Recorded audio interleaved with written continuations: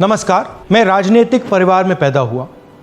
जब मैं छोटा सा था 1980 में प्रियंका और मैं घर में लेई बनाते थे, रात को निकलकर पोस्टर चिपकाते थे। चुनाव समझता हूं। 20 साल से मैं स्वयं चुनाव लड़ रहा हूं। पोलिंग कैसे होती है, पोलिंग बूथ कैसे मैनेज किया जाता है, वोटर लिस्ट, फॉर्म 17, ये सब मैं गहराई से समझता हूं। कुछ समय पहले हमें दाल में काला लगा। चुनाव के नतीजे आते थे, मूड एक तरीके का होता था, रिजल्ट दूसरे तरीके का। मुझे याद है उत्तराखंड में हम चुनाव हारे। बाद में मैंने कैंडिडेट से पूछा कि जहां रोड शो हुआ था वहां जाके देखिए हमें कितने वोट मिले। हजारों लोग आए थे, पोलिंग बूथ में किसी ने वोट नहीं किया। यह असंभव था, यह हो ही नहीं सकता। उसके बाद छत्तीसगढ़ और मध्य प्रदेश के रिजल्ट, हमें लगा कुछ ना कुछ गलत हो रहा है। 2018 में मध्य प्रदेश में चुनाव होता है, हम जीतते हैं। हमारी सरकार चोरी हुई थी। 2023 में चुनाव होता है, मैंने अपने आंखों से भारत जोड़ो यात्रा में देखा, भयंकर एंटी इनकम्बेंसी, और हमें 65 सीट मिलते हैं। इम्पॉसिबल, हो ही नहीं सकता। और फिर महाराष्ट्र में पहली बार हमें सबूत मिला। विधानसभा और लोकसभा के बीच में जादू से नए वोटर आते हैं, और जहां भी इन नए वोटर्स ने वोट किया वहां वोट बीजेपी को गया। महाराष्ट्र चुनाव के बाद जब हमें डाउट हुआ, हमारे गठबंधन के सारे नेताओं ने प्रेस कॉन्फ्रेंस किए और हमने इलेक्शन कमीशन से कहा कि आप हमें वोटर लिस्ट दीजिए, वीडियो रिकॉर्डिंग दीजिए। इलेक्शन कमीशन ने मना किया।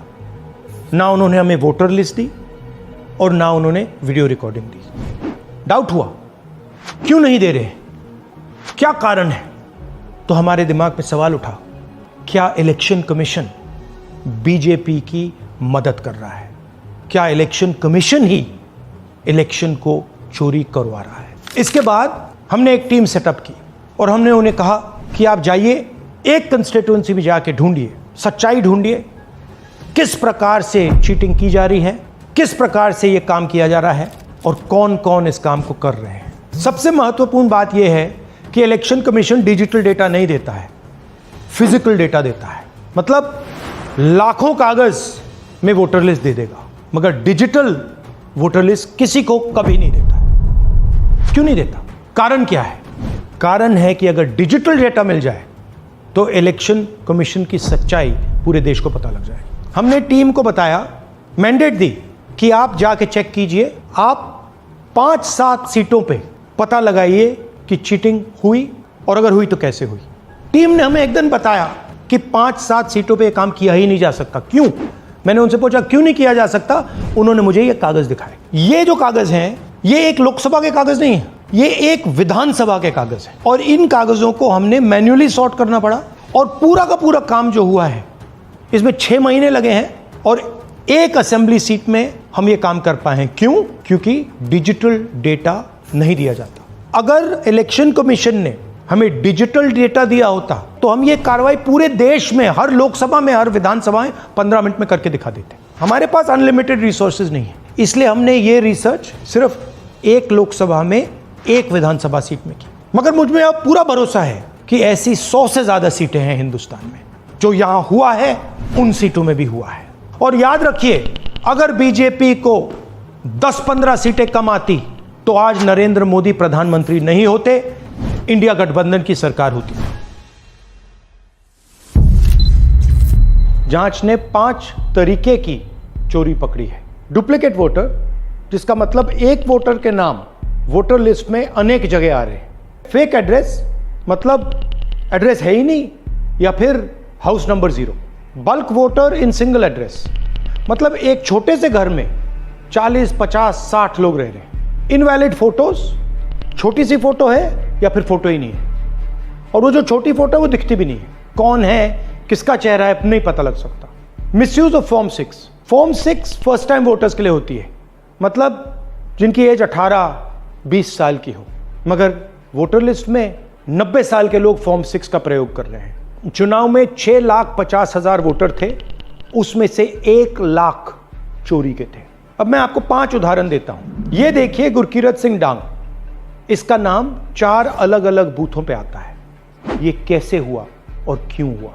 एक और उदाहरण, विशाल सिंह, वाराणसी में वोटर लिस्ट में नाम है और बेंगलोर में 2 बार वोटर लिस्ट में नाम आता है। क्या ये वाराणसी में वोट कर रहे हैं या बेंगलोर में वोट कर रहे हैं या दोनों जगह वोट कर रहे हैं? एक और उदाहरण देखिए, हाउस नंबर 0। तो आपने कभी सुना है हाउस नंबर 0? हमने तो नहीं सुना था, मगर बेंगलोर में हजारों हाउस नंबर 0 हैं वोटर लिस्ट पे। हाउस नंबर 35 की कहानी सुनिए। छोटा सा घर है, ज्यादा से ज्यादा 4 लोग रह सकते हैं, मगर इस 35 में 80 लोग वोटर लिस्ट में रजिस्टर्ड है। ये ईआरओ ने कैसे अप्रूव किया, क्यों अप्रूव किया, पता लगाना है। अच्छा, अब ये देखिए वोटर लिस्ट, इनकी फोटो देखिए, या फोटो है ही नहीं या फिर छोटी छोटी फोटो है तो दिख नहीं सकती। इन वोटर आईडीज पे वोट दिया गया है। अब मैं आपको बताता हूं शकुन रानी की कहानी। फर्स्ट टाइम वोटर बनी है, 70 साल की आयु है। एक बार फॉर्म 6 का प्रयोग किया और उसके कुछ ही महीने बाद दूसरी बार फॉर्म 6 का प्रयोग होता है। 2 बार इनका नाम वोटर लिस्ट में आता है और फर्स्ट टाइम वोटर की लिस्ट में आता है। ये फर्स्ट टाइम वोटर हो ही नहीं सकती। तो क्या शकुन रानी जी ने वोट किया या किसी और ने शकुन रानी जी के लिए वोट किया? ये ही छुपाने के लिए सीसीटीवी का डेटा हमें नहीं दिया जा रहा है।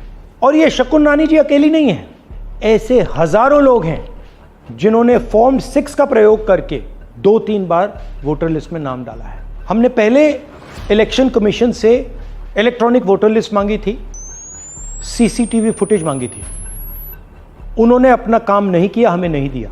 फिर हमने अपना इन्वेस्टिगेशन कराया, आरटीआई भरे और हमारे पास डेटा आया। भाई और बहनों, सच्चाई यह है कि हिंदुस्तान में इलेक्शन कमीशन और बीजेपी मिलकर इलेक्शन चोरी कर रहे हैं। यह पूरा का पूरा सबूत ब्लैक एंड व्हाइट में आज हमने आपको दिया है। इलेक्शन कमीशन जानता है कि हमने उनकी चोरी पकड़ ली है, इसीलिए एसआईआर आया है। यह एसआईआर जो है इंस्टीट्यूशनलाइज चोरी है। इलेक्शन कमीशन खुलकर बिना डरे बीजेपी के साथ मिलकर चोरी कर रहा है। और ये जो एसआईआर है, इसका लक्ष्य गरीबों का जो हक है, उनका वोट जो है, उनसे चोरी करने का है। मैं आपको एक और बात बताना चाहता हूं। इस पूरी इन्वेस्टिगेशन में हमने वोटर एडिशन को देखा है, मगर जितना एडिशन होता है शायद उससे ज्यादा डिलीशन होता है, सबट्रैक्शन होता है। तो ये सिर्फ एक मेन तरीका हमने पकड़ा है, दूसरे तरीके पे हमने इन्वेस्टिगेशन की ही नहीं अभी। मैं इलेक्शन कमीशन और इलेक्शन के ऑफिसर्स को साफ कह रहा हूं, आप जो कर रहे हो गलत कर रहे हो, ये ट्रीजन है, देश के खिलाफ है। ये मत भूलिए, टाइम आएगा हम आपको पकड़ेंगे, बचने वाले नहीं हो। It is critical that we expose voter चोरी।